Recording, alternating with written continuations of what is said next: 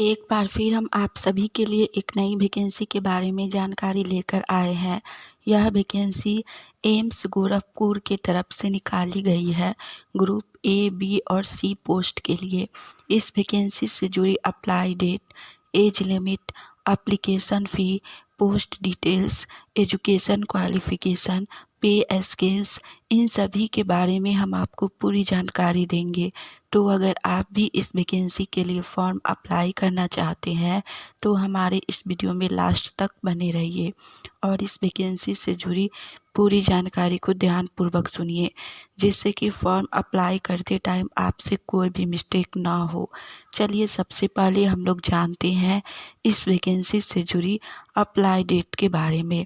इस वैकेंसी के लिए फॉर्म अप्लाई 18 अक्टूबर 2023 से स्टार्ट हो चुका है और इसका लास्ट अप्लाई डेट है 21 नवंबर 2023। फॉर्म ऑनलाइन के माध्यम से भरा जाएगा। जिनको भी फॉर्म भरना है वो लोग आज से लेकर 21 नवंबर के बीच में कभी भी इस वैकेंसी के लिए फॉर्म अप्लाई कर सकते हैं। इसके बाद हम लोग जानेंगे इस वैकेंसी से जुड़ी एज लिमिट यानी कि उम्र सीमा के बारे में।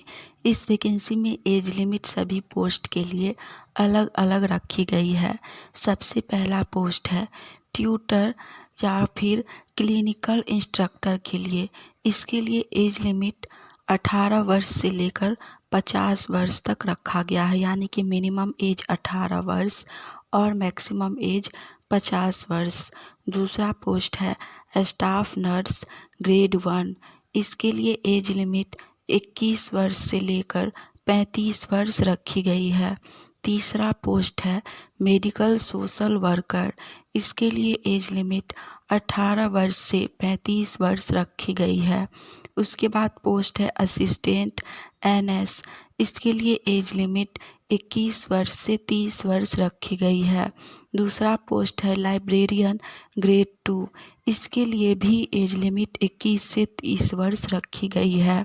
उसके बाद पोस्ट है टेक्निकल असिस्टेंट टेक्नीशियन। इसके लिए एज लिमिट 25 वर्ष से 35 वर्ष रखी गई है। उसके बाद पोस्ट है स्टोर कीपर। इसके लिए एज लिमिट 18 वर्ष से 35 वर्ष रखी गई है। नेक्स्ट पोस्ट है हॉस्टल वार्डन। इसके लिए एज लिमिट 30 वर्ष से लेकर 45 वर्ष तक रखी गई है। नेक्स्ट पोस्ट है लैब टेक्निकल। इसके लिए एज लिमिट 21 वर्ष से 30 वर्ष रखी गई है। उसके बाद पोस्ट है स्टेनोग्राफर। इसके लिए एज लिमिट 18 वर्ष से लेकर 27 वर्ष रखी गई है। उसके बाद पोस्ट है कैशियर के लिए। इसके लिए एज लिमिट 21 वर्ष से 30 वर्ष रखी गई है। नेक्स्ट पोस्ट है लैब अटेंडेंट ग्रेड 2। इसके लिए एज लिमिट 18 से 27 वर्ष रखी गई है। उसके बाद पोस्ट है लाइब्रेरी अटेंडेंट ग्रेड 2। इसके लिए एज लिमिट 18 से 30 वर्ष रखी गई है। उसके बाद पोस्ट है एलडीसी यानी कि लोअर डिवीज़न क्लर्क के लिए। इसके लिए एज लिमिट 18 से 30 वर्ष है। और लास्ट पोस्ट है hospital attendant grade 3 nursing orderly. इसके लिए भी एज लिमिट 18 से 30 वर्ष रखी गई है। इस वैकेंसी में एज लिमिट बहुत अधिक रखी गई है, तो आप लोग फॉर्म अप्लाई ज़रूर कीजिएगा। इसके बाद हम लोग जानेंगे इस वैकेंसी से जुड़ी पोस्ट डिटेल्स के बारे में। आप लोगों ने देखा कि इस वैकेंसी में बहुत सारा अलग अलग प्रकार का पोस्ट है। तो इसमें सबसे पहला पोस्ट है ट्यूटर या क्लिनिकल इंस्ट्रक्टर के लिए। यह पोस्ट ग्रुप ए के अंतर्गत आता है। इसमें टोटल पोस्ट 15 है। दूसरा पोस्ट है स्टाफ नर्स ग्रेड 1। यह ग्रुप बी के अंदर आता है। इसमें टोटल पोस्ट 57 है। थर्ड पोस्ट है मेडिकल सोशल वर्कर। ये भी ग्रुप बी में ही आता है और इसमें सिर्फ एक पोस्ट है। नेक्स्ट पोस्ट है मेडिकल सोशल वर्कर। यह भी ग्रुप बी में आता है और इसमें भी एक ही पोस्ट है। उसके बाद है असिस्टेंट। इसमें भी एक ही पोस्ट है। उसके बाद पोस्ट है लाइब्रेरियन ग्रेड 2। इसमें भी एक ही पोस्ट है। उसके बाद पोस्ट है टेक्निकल असिस्टेंट टेक्नीशियन। इसमें भी एक ही पोस्ट है। नेक्स्ट पोस्ट है स्टोर कीपर के लिए। इसमें भी टोटल 2 पोस्ट है। उसके बाद है हॉस्टल वार्डन के लिए, इसमें भी 2 ही पोस्ट है। उसके बाद है PA2 प्रिंसिपल के लिए, इसमें सिर्फ 1 पोस्ट है। उसके बाद है लैब टेक्निकल, इसमें टोटल 8 पोस्ट है। नेक्स्ट पोस्ट है स्टेनोग्राफर के लिए, इसमें सिर्फ 1 पोस्ट है। यह सभी पोस्ट जो हम आगे बताने वाले हैं वो सभी पोस्ट ग्रुप C के अंतर्गत आता है। नेक्स्ट पोस्ट कैशियर के लिए, इसमें सिर्फ 2 पोस्ट है। उसके बाद पोस्ट है लैब अटेंडेंट ग्रेड 2, इसमें टोटल 8 पोस्ट है। उसके बाद पोस्ट है लाइब्रेरी अटेंडेंट ग्रेड 2, इसमें भी 1 ही पोस्ट है। उसके बाद पोस्ट है LDC लोअर डिवीज़न क्लर्क के लिए, इसमें भी 1 ही पोस्ट है। इस वैकेंसी का लास्ट पोस्ट है hospital attendant grade 3 nursing orderly, इसमें टोटल 40 पोस्ट हैं। इसके बाद हम लोग जानेंगे इस वैकेंसी से जुड़ी एप्लीकेशन फ़ी यानी कि आवेदन शुल्क के बारे में। इस वैकेंसी में एप्लीकेशन फ़ी जाति वर्ग के अनुसार रखी गई है। सबसे पहली कैटेगरी है जनरल OBC, इसके लिए एप्लीकेशन फ़ी 1770 रुपया रखा गया है। नेक्स्ट है SC ST और EWS कैटेगरी, इसके लिए एप्लीकेशन फ़ी 1416 रुपया रखा गया है। लास्ट कैटेगरी है PWD, इसके लिए एप्लीकेशन फ़ी नहीं रखा गया है यानी कि एप्लीकेशन फ़ी 0 बैलेंस है।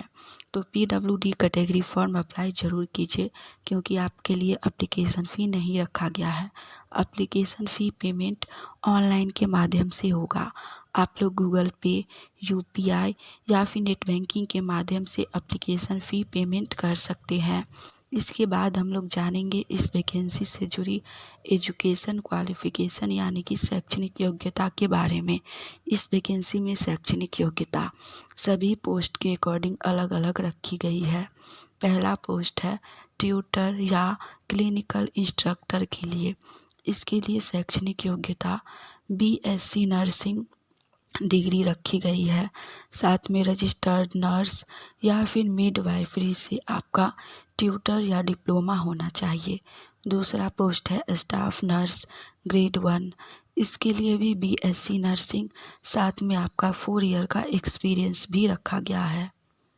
थर्ड पोस्ट है मेडिकल सोशल वर्कर के लिए, इसके लिए एजुकेशन MA सोशल वर्कर से रखा गया है। साथ में आपका 2.5 ईयर का एक्सपीरियंस है। नेक्स्ट पोस्ट है असिस्टेंट NS के लिए, इसके लिए शैक्षणिक योग्यता डिग्री रखी गई है। साथ में आपका कंप्यूटर का नॉलेज रखा गया है। फॉर्म अप्लाई करते टाइम आप लोग सभी पोस्ट के अकॉर्डिंग अलग अलग एजुकेशन क्वालिफ़िकेशन देख सकते हैं। हमने इस वैकेंसी से जुड़ी सारी जानकारी दे दी है। आप इनमें से किसी भी पोस्ट के लिए फॉर्म अप्लाई कर सकते हैं। अगर आपको यह जानकारी अच्छी लगी हो तो वीडियो को लाइक कीजिएगा। आने वाली ऑनलाइन या ऑफलाइन सभी प्रकार की वैकेंसी की जानकारी अगर सबसे पहले चाहते हैं तो आप सभी का अपना चैनल इंडिया नंबर 1 GK को सब्सक्राइब करके नोटिफिकेशन ऑन कर लीजिए ताकि हम जैसे ही एक नई वैकेंसी की जानकारी लेकर आए तो वो सबसे पहले आप तक पहुँचे और आप लोग उस वैकेंसी के लिए फॉर्म अप्लाई करके जॉब की तैयारी कर सके। चलिए आज के लिए इतना ही, मिलेंगे हम आप सभी से फिर से एक नई वैकेंसी की जानकारी के साथ। जय हिंद।